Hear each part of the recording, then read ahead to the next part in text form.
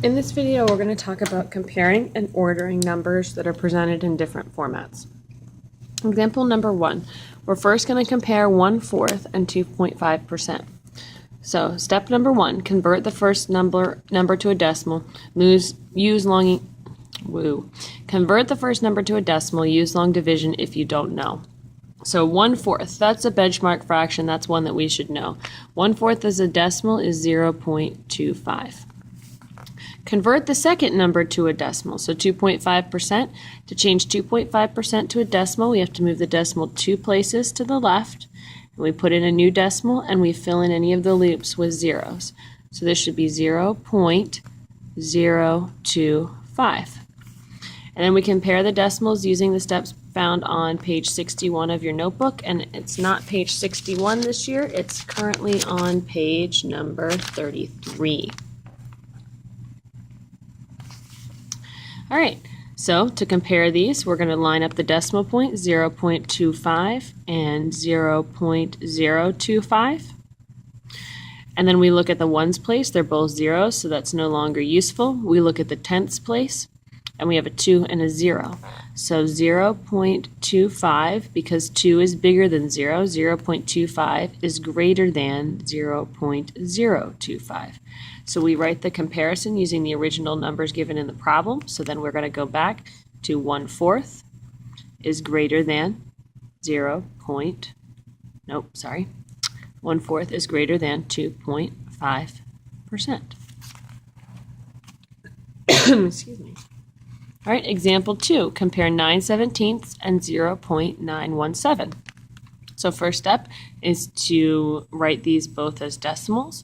0.917 is already at a decimal, so we don't have to do anything with that. 9/17, however, is a fraction, so we're going to need to use some long division here.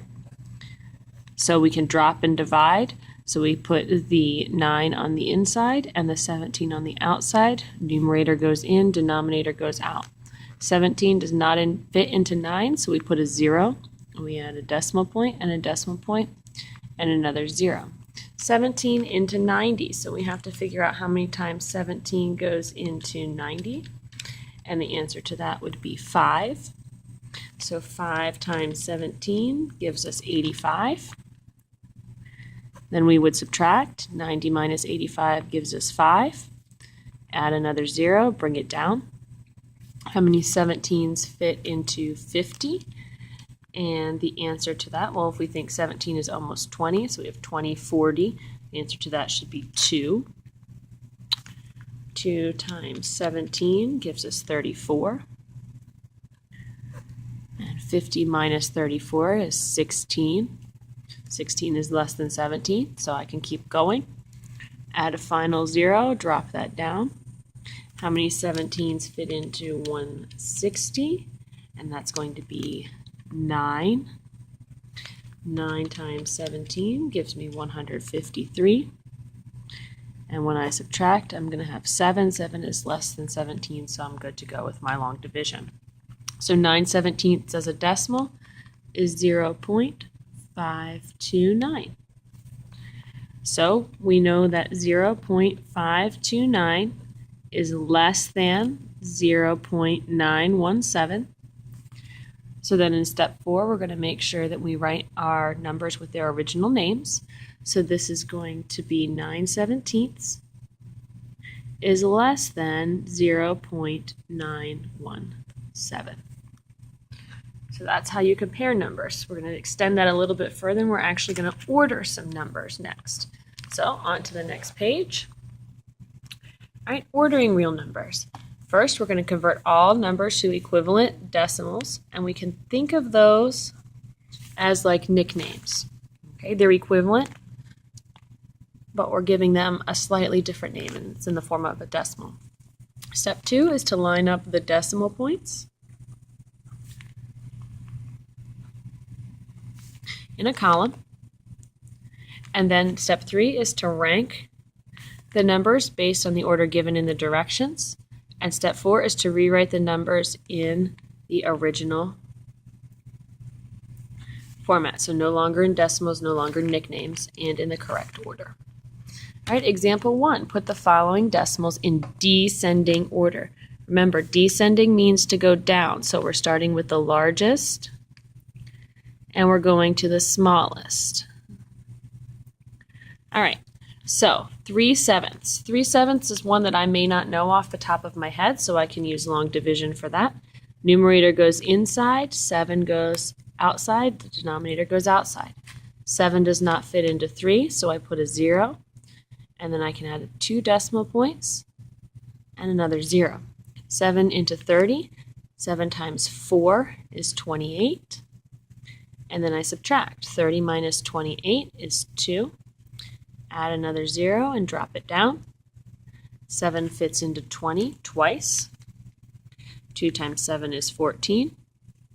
Subtract, I get 6. And I like to carry these out to at least 3 places, so I'm adding a third 0. 7 into 60. 7 times 8 is 56. And 60 minus 56 is 4. So my decimal equivalent of 3/7 is 0.428. Decimal equivalent of 56%. I start here where the decimal behind the 6, and I move 2 places to the left, so 0.56. 0.98, I'm lucky. That's already a decimal. I don't have to do anything with it except copy it over. And we're going to change this to just a positive 1.4 times 10 to the third. So exponent's 3, it's positive. I'm moving 3 places to the right. 1, 2, 3. And then I fill in my spaces with zeros. So I'm going to have a 0 here and a 0 here. So my answer is going to be 1,400. And then I kind of like to add a decimal right there. All right, so then I look at these and I rank them in descending order. So I need to find the largest one. The largest one, of course, is 1,400, so it gets the rank of 1. And then my next largest one, if I look at the 10th place, I have a 4, 5, and 9. The 9 is the next largest, so I'm going to give that a rank of 2. 5 is the third largest, so I give that a rank of 3. And then 4 is the smallest, so that one gets a rank of 4. So my decimals in order, I start with the largest one, 1,400. And then I start second, rank of 2, so I'm going to have 0.98. A rank of 3, 0.56. And then a rank of 4, 0.428. And then my final answer should always be in the original name, so I go back to the original numbers. So 1,400 was 1.4 times 10 to the third. 0.98 was 0.98, so I can leave that one. 0.56 was 56%. And 3/7 was 0.428, so I write this in 3/7. So my final answer, 1.4 times 10 to the third, 0.98, 56%, and 3/7. Right, example number 2. Put the following numbers in ascending order. Remember, ascending means to go up. So we're going to start with the smallest, and we're going to go up to the largest. So the number rank of 1 will be the smallest number. All right, first step is to convert all these to decimals. 4/5 is a benchmark fraction, so that's one you should know. 4/5 is 0.8. 0.4 is 0.4, so I don't have to change that. Just state 0.4. We're going to make this a positive 85%. So to change a percent to a decimal, we go 2 places to the left, so it's going to be 0.85. And we have 8 times 10 to the negative 3, so I have a negative exponent. So I'm starting here, I'm moving to the left 3 places, new decimal, and then I fill in the empty spots with 0. So 0.008. So then I look at my decimals and I rank them. This time I'm going from smallest to largest, so the smallest gets a rank of 1. Everybody has a 0 in the ones place, so I go to the tenths. I have an 8, a 4, an 8, and a 0. 0 is the smallest, so this guy gets a rank of 1. And then I look for the next smallest number. I have a 4, 2 8, so the 4 is going to be the second smallest. So this one gets a rank of 2. And then I've got 2 8ths, so I have to move over to the hundredths place. And I have a 0 right here. You remember we can fill in those missing teeth.